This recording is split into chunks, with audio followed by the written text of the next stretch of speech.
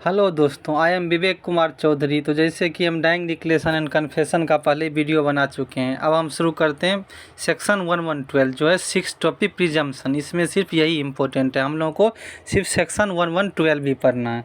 तो इसको हम देखते हैं कैसे करेंगे। तो जैसे हम आपको बताए थे, सबसे पहले क्या होगा, कोट्स या मैक्सिम, बट इसमें जो है कोट्स ऐसा कुछ अच्छा वाला मिला नहीं, तो ये इसका हम शुरू करेंगे मैक्सिम से।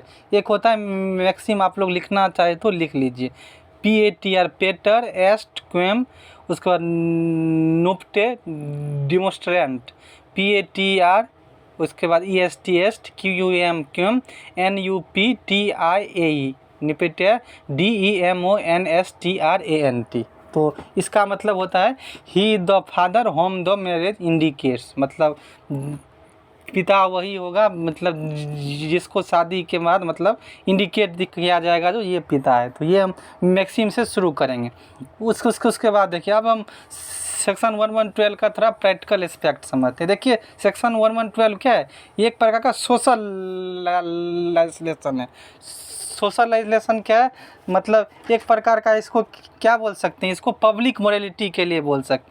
क्यों? क्योंकि मान लीजिए कोई भी चिल्ड्रेन है, उस चिल्ड्रेन को अगर कोई बोलेगा हम इसके मतलब पिताजी नहीं हैं, तो क्या होगा, वो जो चिल्ड्रेन है वो जो है बास्टर्ड कहलाएगा, और जो वोमेन है वो अनचेस्ट कराएगी। तो कहीं ना कहीं क्या होगा, वोमेन को अनचेस्ट, चिल्ड्रेन को बास्टर्ड, तो कहीं ना कहीं क्या होगा, उस पर मतलब थप्पा जाएगा अलग, तो उसकी कोई रिस्पेक्ट नहीं करेगा, सब उसको गाली से बात करेगा, कोई उससे बात करना नहीं चाहेगा। तो इसको बचाने के लिए जो क्या, जो हमारे लेजिस्लेटर है वो सेक्शन 1112 लेके आई। तो इसके बाद हम क्या लिखेंगे, देखिए आप लोग सीधा ये लाइन लिख दीजिएगा, the section of 1112 is an example of social legislation and derive it object from the legal maxim. मतलब ये दूसरा लीगल मैक्सिम है। कौन सा मैक्सिम है, आप लोग लिखना चाहे तो लिख लीजिए, SIMPER सिंपर, PRAESUMITU, और प्रेसुमीटर, PRO प्रो, LEGITIMATION, लेजिस्लेशन, PUREROROUM।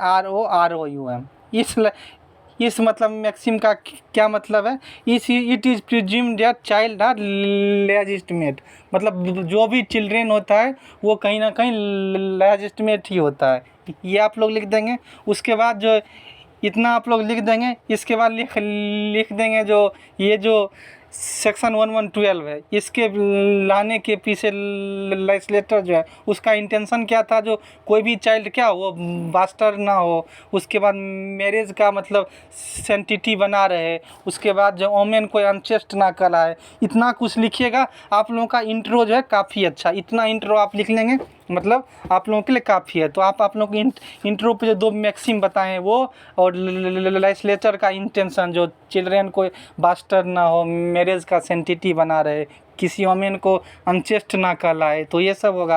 अब आप लोग लिखेंगे section 1112 of Indian evidence act. तो चलिए हम पढ़ते हैं section 1112 of Indian evidence act. तो ये जो है कहता क्या है, तो सेक्शन 1112 जब अगर पढ़ना चाहे तो ये कहता है, but during marriage conclusive proof of legitimacy. तो ये आप लोग पढ़ लेना, हम ये मतलब the fact that any person was born during the continuance of a valid marriage between his marriage and any man और within 280 day after his resolution the mother remaining unmarried shall be conclusive proof that he the legitimate son of them unless it is sound that the party to be marriage had no access to each other at any time when he could have been begotten. मतलब ये है हमारे bare act का language section 1112। ये मतलब कहता क्या है, ये मतलब देखे शादी के मतलब कितने दिन बाद भी कोई अगर चिल्ड्रेन हुआ तो उसको हम लेजिटिमेट चिल्ड्रेन मानेंगे, मतलब उसको मानेंगे ये बच्चा जायज बच्चा। ये जो है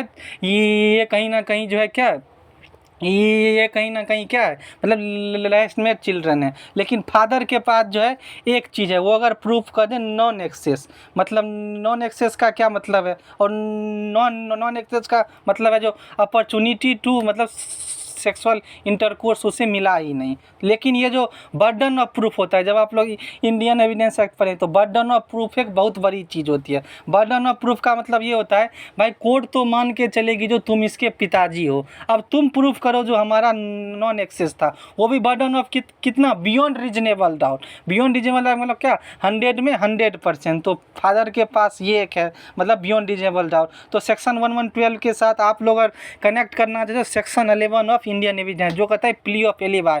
हम यहाँ थे ही नहीं, हम तो हॉस्पिटल में थे 1 साल से, हम 1 साल से फॉरेन में थे। तो सेक्शन 1112 के साथ आप लोगों को क्या लिखना है, section 11 of Indian evidence act, ऐसे ही देखिए कनेक्ट करना होता है। तो प्ली ऑफ एलिबाई ये आप लोग लिख देगा। उसके बाद जो है सेक्शन 1112 का 2 इंग्रेडिएंट है, उसके बाद आप लोगों का इसका सेक्शन 1112 का इंग्रेडिएंट लिखना है। इंग्रेडिएंट क्या है, पहला इंग्रेडिएंट है जो child should have been during the continuance of a valid marriage और if the marriage was dissolve within 280 days after dissolution the marriage remaining unmarried. और इसका दूसरा का क्या है ingredient, the party to the marriage should have had access to each other at any time when the child could have been begotten. तो मतलब ये इसका तो इंग्रेडिएंट है। तो देखिए सेक्शन 1112 को मेन आप समझिए, मतलब शादी के बाद कोई भी चिल्ड्रेन होता है तो उसको लेजिटिमेट चिल्ड्रेन मानेंगे।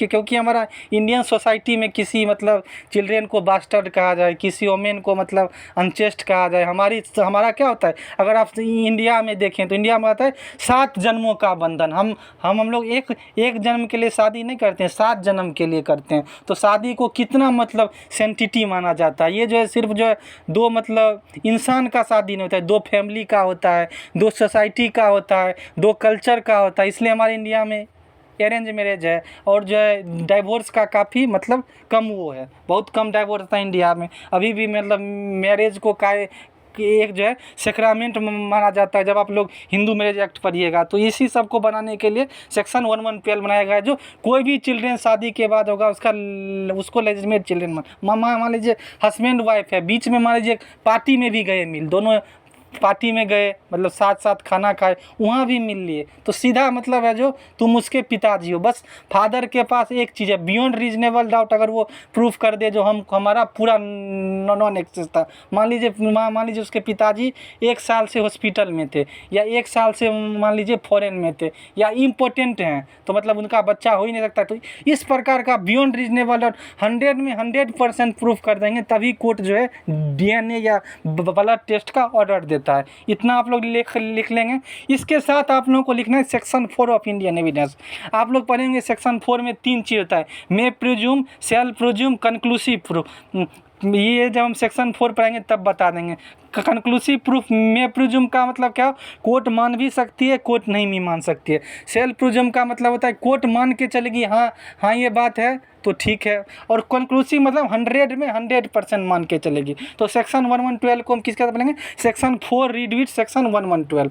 तो आई होप आप लोगों को ये सब क्लियर हो गया होगा। तो इसके साथ अगर आप चाहें तो थोड़ा कॉन्स्टी का आर्टिकल का 23, आर्टिकल का 21, आर्टिकल 20 ऑफ कॉन्स्टी, ये सब थोड़ा कनेक्ट कर सकते हैं। जैसे मान लीजिए आप लोगों को क्वेश्चन में आ जो ब्लड टेस्ट, DNA टेस्ट का क्या होना चाहिए, तो ये सब थोड़ा आर्टिकल 23, आर्टिकल 21 ये राइट टू प्राइवेसी के खिलाफ है। आर्टिकल 20 क्लाउज थी मतलब हमें ब्लड देने के लिए बोला गया है, तो मतलब हमारे खिलाफ यूज होगा। थोड़ा बहुत ये सब भी कनेक्ट कर सकते हैं। तो आपको सेक्शन 1112 आए तो कैसे लिखना है, 2 जो मैक्सिम बोले वो लिखना है। उसके बाद आप लोगों को जो 2 मतलब सेक्शन 1112 लिखना है, 2 इंग्रेडिएंट लिख लें वो लिखना है।